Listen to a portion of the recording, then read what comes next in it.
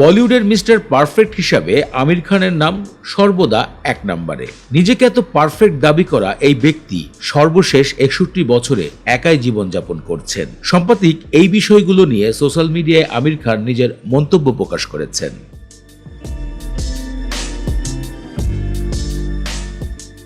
কিয়ামত থেকে কিয়ামত সিনেমার মাধ্যমে বলিউডে যাত্রা শুরু করেন আমির খান, যে সিনেমাটি তার ভাই পরিচালনা করেছিলেন। এরপর এক ব্লকবাস্টার সিনেমা উপহার দিয়েছেন আমির খান।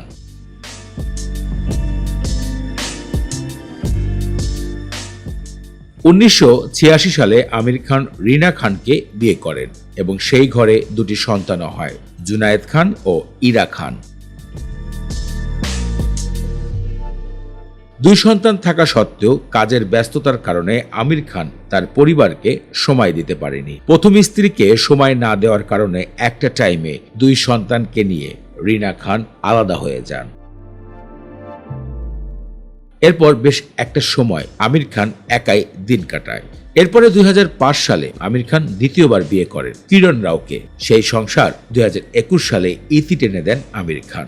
দুটি বিবাহ করে নিজের কাজের জন্য সময় না দেওয়ার বাজে অভিজ্ঞতা সোশ্যাল মিডিয়ায় শেয়ার করেছেন আমির খান এবং বলেন এই সব কারণেই তার আজ একা হয়ে চলতে হচ্ছে।